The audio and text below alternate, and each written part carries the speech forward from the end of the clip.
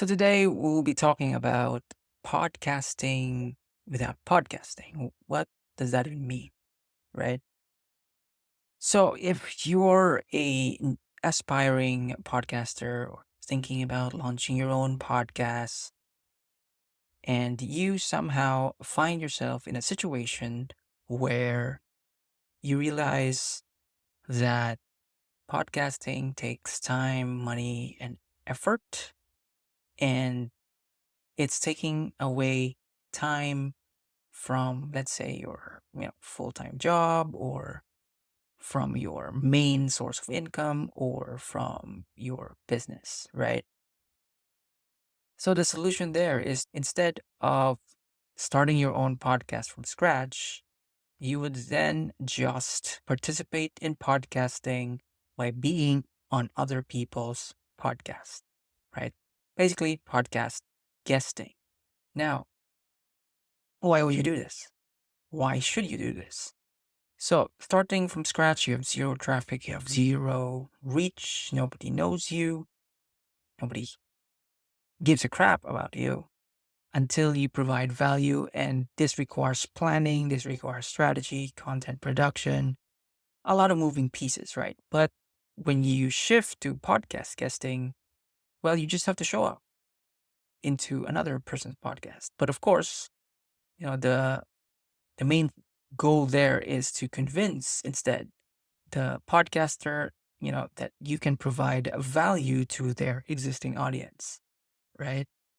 So you can do podcasting without having your own podcast, and then you do this multiple times. So you do this, yeah, depends on how much time you can allocate. You can do like once a week, or maybe at us start, twice a month, because this is also a good way to gauge how comfortable you are in front of a camera, or if how comfortable you are being interviewed, right? If you've experienced that before, then great, that's awesome, right? But it also gives you a glimpse, or when you're talking to another podcaster, you can see how they present, how they brand, how they edit their podcast, and you can take down notes. You can see if that is something that you want to do in your future podcast. You can note it down, write it down. You can also look at how they interview. You may be a good guest, podcast guest, but it doesn't mean you're a good interviewer as well. So you can also learn from them, how they interview you, how they accommodate you, how they chat with you. You can basically literally experience the process. Some have onboarding process, some have digital onboarding, some are simple. Show up, do a remote recording, or something like that. You can also try, depending on where you are, you can try and reach out to local podcasters, and they might invite you to a shared space, shared office, or co-working space, or if they have their own studio, a podcasting studio, and then you can also experience that process yourself, and the look and the feel. You can ask them questions like, how much did this cost, blah blah blah blah, if that is something you want to budget for in the future for your own podcast, if you want that type of setup. Another advantage would be just experiencing, different podcasters' way of podcasting, way of interviewing, way of doing things, the nitty gritty, if you want to go that far, right? That's one way to go in a sort of like DIY route. And once you've done this multiple times, you would, let's say your goal would be to podcast without podcasting for 1 year. And within that year, you may or may not watch your own podcast, but I suggest you watch your own podcast.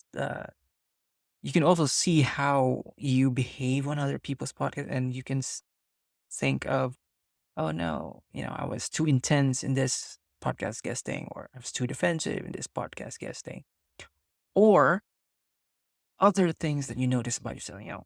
We can get self-critical at times. And, you can note that down as something you don't want to do in the future or something you want to change once you're now the podcast host and you're the one doing the interview. Another thing that you can do is, of course, podcast repurposing. So you can do this maybe 1 year later, or you can do this as you're coming along, right? And this is what I did with the client that I used to have, where initially they wanted to launch their own podcast, right? But of course, and this is actually fairly common, right? This is fairly common occurrence wherein you're excited. It could be a shiny object syndrome where, "Oh, I want to podcast myself and I want to start it, and you get help like me. I do podcast production as a service, and then we go through the process, we go through the ropes, they buy the equipment, they improve their equipment, camera, their microphone. It doesn't have to be expensive. And then they can't commit. It's not a bad thing because, of course, as I've said earlier, things change. Life happens. Emergencies happens, goals change or new goals, uh, new opportunities appear in front of you, and you want to go after them. And this prior commitment gets left behind. That's normal because you want to run your business, you want to grow your business, or you want to start a new business. You become a serial entrepreneur now, right? And as someone on the back end of things, of production, we really cannot create something out of nothing, right? So I made another solution, which is, let's just, you become a podcast guest. You don't have to invest time. I will spare you the logistics of looking for guests, matching your schedule, because that's the main thing. If you're a business owner, you're always on the go.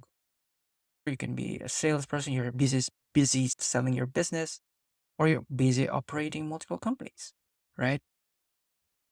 So this is a solution. And then I help them reprocess or repurpose those existing content to short form. So now, even though you don't have your own podcast technically, you still have content. So you can just get some quotable quotes or clips from there you can reuse. You can post it to your Instagram, add some captions, light editing, just to do some testing on how your audience would take it, or how your new audience that you attract would interpret, or how they engage with that, depending on the platform you post it. So you post it on LinkedIn, you post it on TikTok. And in this way, it does not disrupt your business process. But at the same time, on the side, you're still building and slowly building content to build your brand or personal brand, right? So, yeah, that is pretty much it. That is podcasting without podcasting, technically. And yeah, there are other things to think about, such as like the back end process of podcast outreach, but you can outsource that, or you can hire somebody else to do that for you. Of course, in exchange, you pay them and you just have to show up and create content, whether if that is through your own podcast or through other people's podcast. So yes, that's about it. If you find some value in this video, please do subscribe. Let me know your thoughts in the comment section. You can throw down there some topic suggestions as well. I will be making more content about the DIY side of podcasting. I feel podcast content out there is pretty much the agency type of perspective.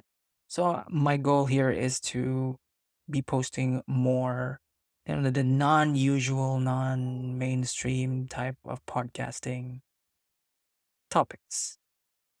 Thank you so much for watching, and see you next time.